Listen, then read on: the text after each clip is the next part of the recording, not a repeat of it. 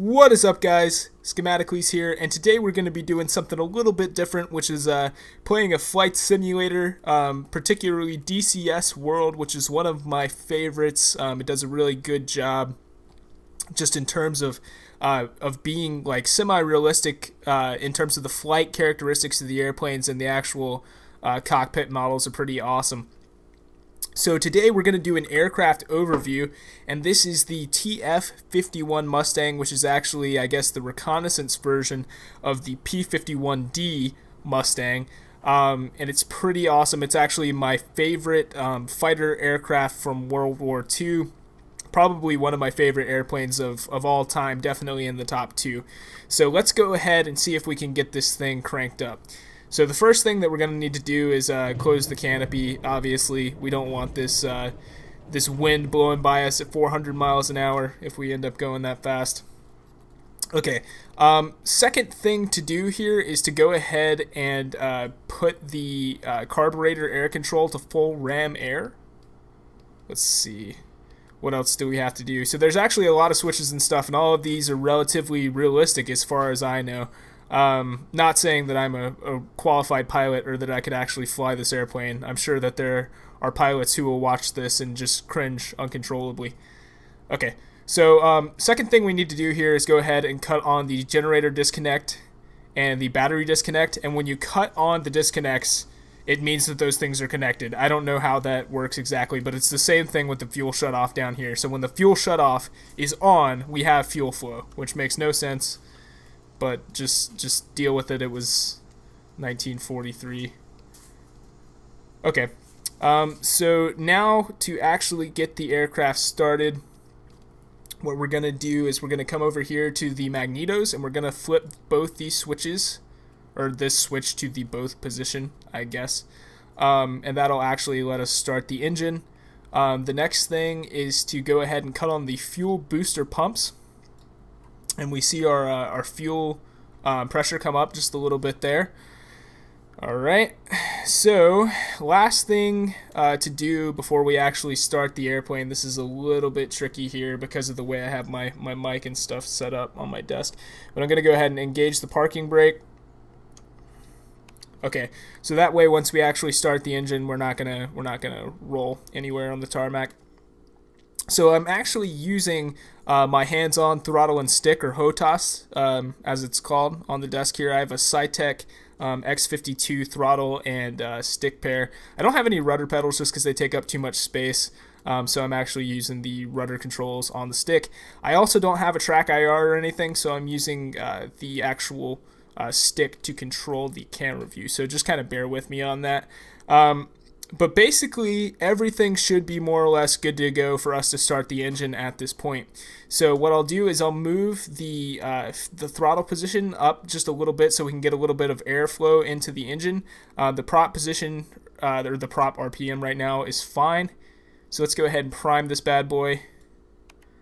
And you don't want to hold this down for too long, because if you do, you'll actually burn out the starter. Okay, and now we should be able to go ahead and start once we hear the prop catch. Okay, now we're going to move the mixture out of idle cutoff and to run. And it's up. Sweet. Okay, so the last thing that we're going to do before we start rolling here is we're going to turn off our cage so that we can actually tell where the horizon is relative to our airplane. And I'm also going to pull the flaps up all the way here. The flaps are these bits out on the wing, and they just help us make more lift for when we're going slower. Alright, so with that done, I'm going to go ahead and disengage the parking brake, if I can figure out how to do that here.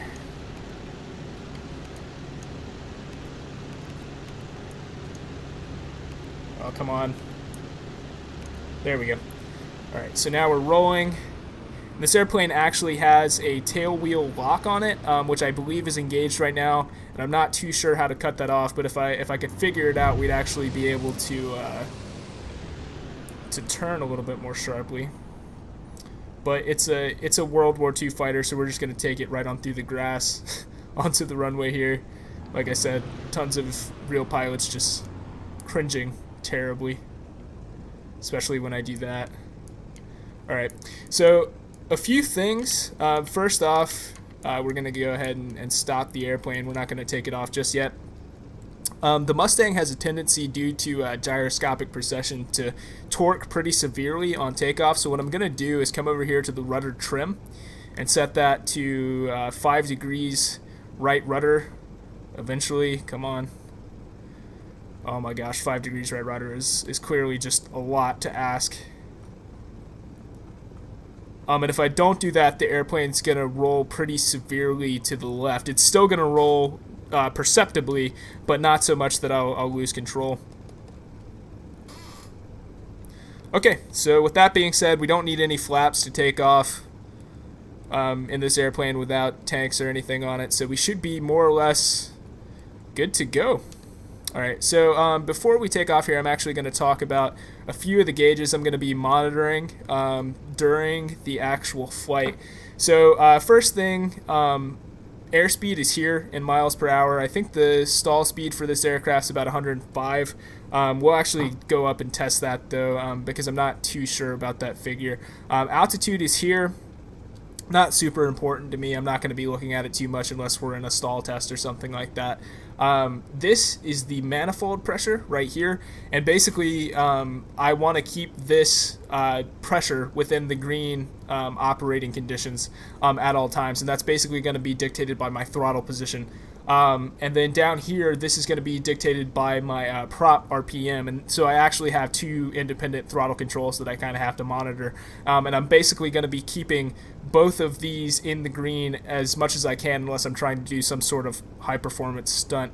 Now down here you can actually see this temperature gauge, operating temperature, also trying to keep that in the green. If we come out past the green by too much, so if we go about 90 degrees Celsius or more, we can actually get the engine seizing up on us, which would not be ideal, because then we're going to have to put in for an emergency landing with no thrust, which would be not so good. Alright, so now that we've kind of gone over all that and our cage is slightly off, I'm not too worried about it though. Let's go ahead and get this bird in the air.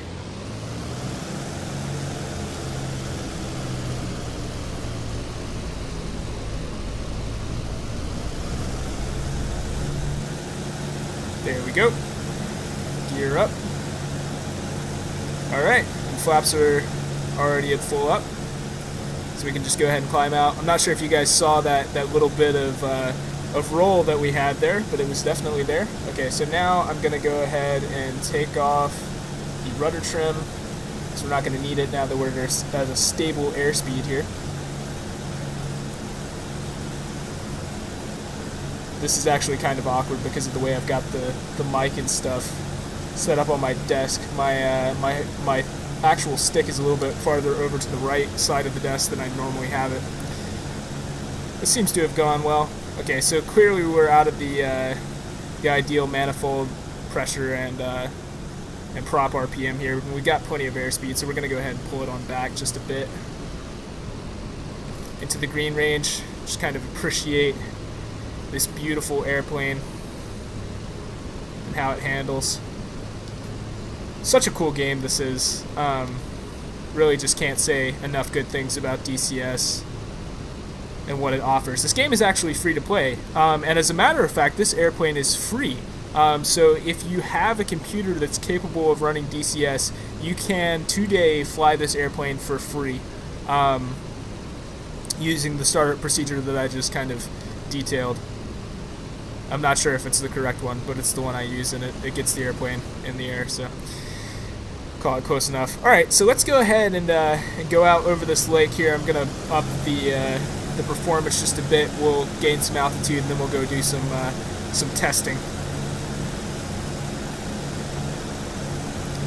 It's really nice once you're at full throttle, you can't tell what altitude you're at. Cockpit ergonomics and all that. So I am monitoring this temperature down here, so we're actually out of the safe operating range. So I'll dial it back once we hit about 85 degrees Celsius. Monitoring that altitude. I know roughly about what height we should be at. Okay, so I'll dial these back now, kind of level off the nose.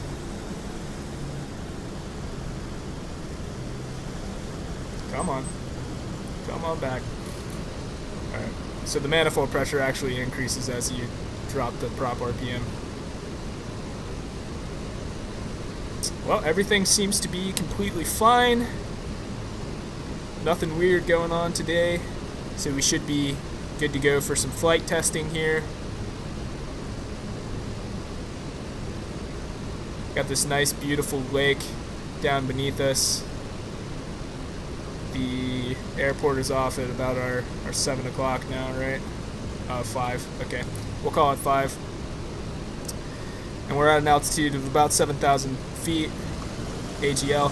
So I'm going to go ahead and climb up to about 10,000, and then we'll do some stall testing. You generally wouldn't do this below like 25,000 feet, but this isn't real life, so in the interest of time, we're just going to do it at 10,000. This is a pretty aggressive climb here. We're actually kind of approaching V-stall, so I'm gonna back that off. I already know what the stall speed is, and we're getting up there, close to 10,000 feet now. So we'll do a series of tests here. The first one that we're going to do is basically just what's the raw stall speed of the airplane. So in order to test that, we'll just throttle full back in the exact configuration we're in right now. No gear out, no flaps. And we'll keep the nose up at about 10 degrees above the horizon and see what airspeed exactly we start to experience stall buffet and stall at. And then we'll see exactly how the airplane handles once it has stalled. Alright, so let's go ahead and start that. I'm going to dial these prop RPMs back a fair amount, and we'll bring that throttle back. And bring that nose up. Okay, so I'm looking at the airspeed. That's much more than 10 degrees. We'll hold it right about there. Okay, so we're actually doing alright. We're down around 92 miles per hour, starting to get a little bit of buffet maybe.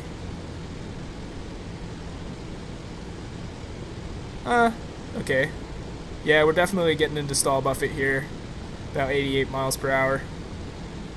Let's pull that throttle all the way back here. Come on. I'm gonna hold it together until it departs. Alright, there we go. Okay, so right about 87, maybe 88 miles per hour. And the stall departure is not too violent. It basically just rolls a little bit to one side. So that's totally fine. Let's go ahead and get reoriented just a little bit here, so that we can find the airport to land at later. And then we'll go ahead with the second stall test.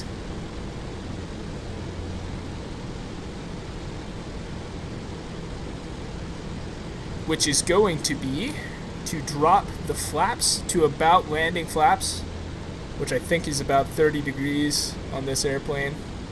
So I'll drop the flaps. You guys can actually see I'm doing this on my HOTAS, but I just lowered the flap notch, let me point at it, down here to about 30 degrees.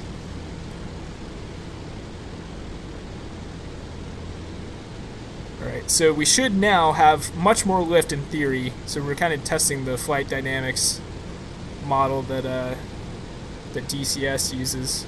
So we're going to pull the throttle pretty much all the way back and hold that same 10 degree attitude and see where we stall. And it should be a lower airspeed. So there's 90. Nothing too severe yet. Okay, we're creeping down through about 87.5. We might even hit 80.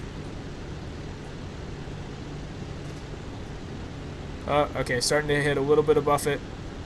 Alright, and there's the departure. And not too bad, a little bit worse than last time. I'm going to go ahead and bring the flaps full up now. Okay, so the flaps are all the way up. Regain a little bit of airspeed here with our nose down.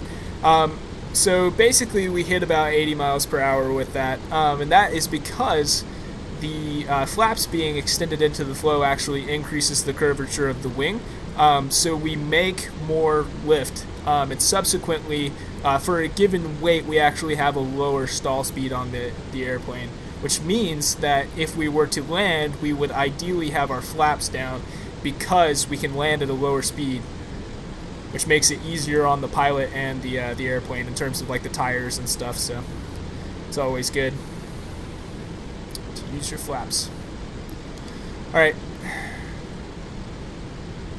The only real problem associated with that is that when we create more lift, we actually create more drag as well. So it's not good to cruise around with your flaps on, really at any speed above what you'd climb out at, which is why you guys saw me suck the flaps up as soon as we departed there before I did really anything else, because we have enough altitude to where I don't have to worry too much. Okay, so let's go ahead and climb back up above the cloud base here. And then we'll do the last test, which is a little bit more interesting, and it's actually semi-relevant to what we're going to do.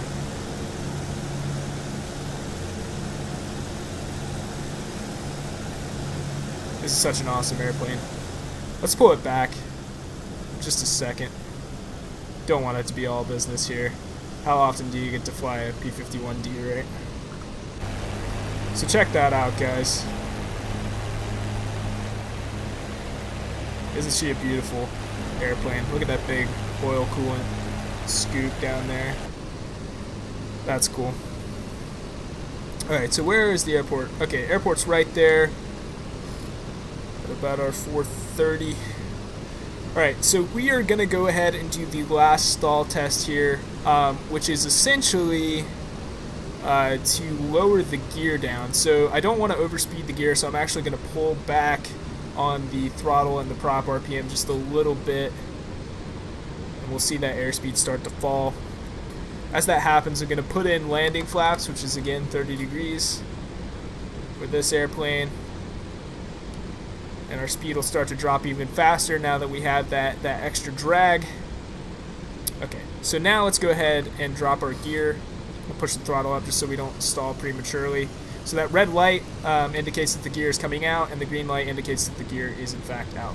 Okay, so now that that's done, let's go ahead and pull back. Now theoretically, we should stall at a little bit lower speed here than 80 miles an hour. So I'm gonna look right at that gauge that indicated. Pull that up to about 10 degrees, and that speed should come down. Drop the throttle completely. So we're through 90. See if we can get through 80. Come on, baby. It's 80 miles an hour. Okay, she's going to depart. Alright, that's about 79. And she's actually going to depart relatively violently on us. So I'm going to suck the gear up here and pull the flaps full up. And we didn't lose too much altitude or anything. That was relatively fine. So that's cool. I am going to push the throttle up here. So ideally, the best way to get out of a stall is to kind of push down the nose and add power. But we've got plenty of altitude, and I kind of know the airplane already, so no huge issues. Alright, so now that we've kind of seen how she handles, we know we're going to have a V-stall of about 80 miles an hour in a landing configuration. Let's take her down and do some low-level flying once we get back over to the runway here. So a little bit of information about this airplane. The P-51 was designed by North American. It was actually it was originally underpowered, I believe, is one of the biggest complaints with the P-51 Alpha through Charlie models. But the Spitfire Mark V actually had a a Merlin type piston prop engine in it. The P-51 was originally paired with, I want to say, an Allison, and they weren't getting the performance that they needed to turn and burn, or dogfight, excuse me, with the Germans. So what they actually did was to couple the P-51 airframe, which was generally considered to be excellent, with the power of the Spitfire Mark V Merlin engine. And once they did that, they had the P-51 Delta model, which is exactly what we're flying here. And everything was pretty much legendary from then on out, truly. Alright. So let's go ahead and, while I'm flying the airplane at this aggressive profile, we'll just kind of pull back on the manifold pressure and the prop RPM. See what airspeed we get up to here. There's 400 miles an hour indicated. This thing could sure move. It was really about as good as it got in terms of piston prop. I don't think anything ever really outperformed the Mustang, before or after. So we're going to put her through her paces here and see exactly what she can do, and hopefully I won't crash it. No promises, though. Alright, so we're at about 450 indicated. That is pretty much as fast as you ever want to go in a Mustang. Alright, let's see if we can do some Cuban 8s.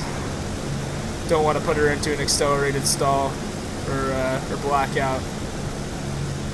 Come on, baby. Come around. Alright, we're going to go ahead and dial back that throttle so that we don't smack into the ground. There's our roll out. We're still gaining a ton of airspeed. Again, not a real pilot, so I'm sure I'm not executing these Cuban 8s correctly, but I do kind of know what they are. Alright, let's go full power climb. Pulling some high G's here. Coming around. Alright, and we'll dial back. And we are way off the center line. Oh, we're not too bad. That's okay. Not airshow worthy, but good enough for me. Alright, awesome. Such a beautiful, beautiful airplane. Alright, do some rolls here. Some aileron rolls. So, one thing that the Eagle Dynamics actually got right on this airplane, if you notice here, I'm going to roll right as fast as I can.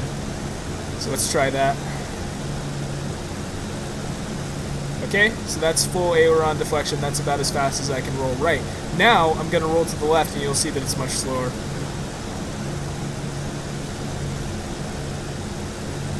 Maybe it wasn't. I'm going to roll right one more time, full deflection. Okay, so maybe the left roll is actually slower, or faster. And that is actually due to the direction of the prop spin. So when we roll to the right, we're actually countering the torque of the prop, which is very cool. But they included that in their flight dynamics.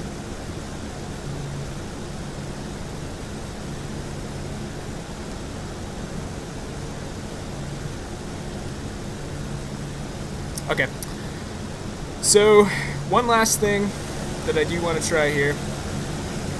I'm not entirely certain that it's going to work, but we're going to need some altitude here, because if it actually does work, I'm going to stall the airplane pretty aggressively. So there's a move that's I don't know what are they called moves. There's a maneuver that's executable in the P-51 Delta called a snap roll, which essentially you max out the elevator and the rudder deflection simultaneously. And you actually stall the main wing, and the rudder drives the rotation, so you actually roll around incredibly fast. But in order to do that, you actually do have to stall the main wing. So we'll see if we can pull it off here. I'm not too sure. If this is actually included in Eagle Dynamics flight model, I'm going to be just astounded by the accuracy. But I am going to go really, really fast in order to try this, and we may crash. Just be aware, because we're not at a super high altitude, but I'll try and recover. Alright, so let's go ahead and try and execute a snap roll in 3, 2, 1.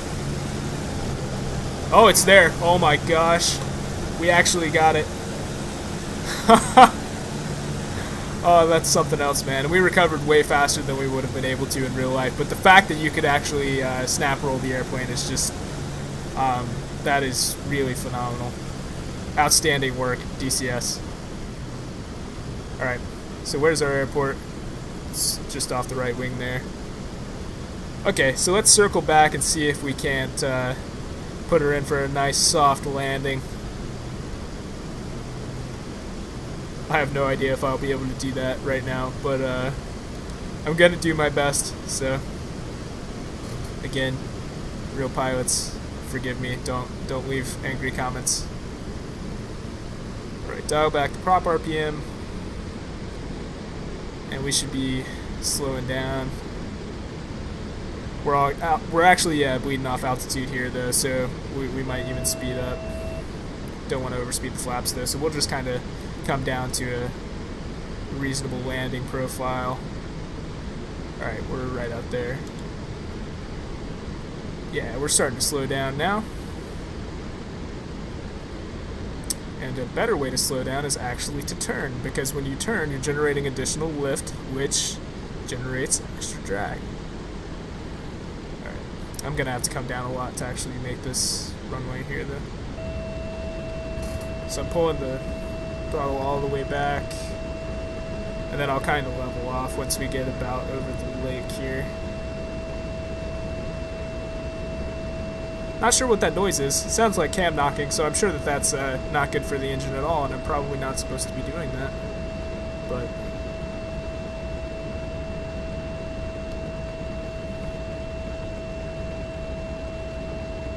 it actually works. Okay, coming through about 200 miles an hour indicated here. I'm gonna go ahead and increment first stage of flaps here, which I think is, what is it, 5 degrees? I don't know, I can't see the flaps. 10 degrees. So we ballooned a little bit there, so we've got our lift. We also have some extra drag associated with that, but we're still continuing to speed up. I'm gonna go ahead and increment second stage flaps. So we balloon even more now, which means the nose comes up, basically. So I'm going to drop the gear, and we won't be overspeeding at 150 miles an hour. And we'll go ahead and land at 20 degrees flaps. I don't think we're going to need much more than that. We're coming in at a pretty steady pace here. We're also way off center, so try and touch that up as we get closer so we can kind of stick this. Our gears out, we're ready to land as far as we know. We'd actually be slowing down a lot more if I weren't kind of coming in a little bit aggressively, but we'll flare towards the runway and hopefully that'll slow us down. Okay, so I just incremented a third level of flaps to bring the nose up and slow us down a little more. I'm going to try and slick this at about 100 miles an hour. Come on, buddy. Alright, let's flare it up. Alright, we're bouncing a little bit. That's okay. There we go. Not too rough at all. We actually landed her relatively well. Gonna go ahead and brake very gradually with that tail wheel brake. You don't want to brake too hard or you actually force the nose down and smash the prop. Would not be a good way to end this otherwise. Excellent flight. I'm not going to go through the shutdown procedure or anything with you guys. Basically just do exactly what we did to start her up in reverse.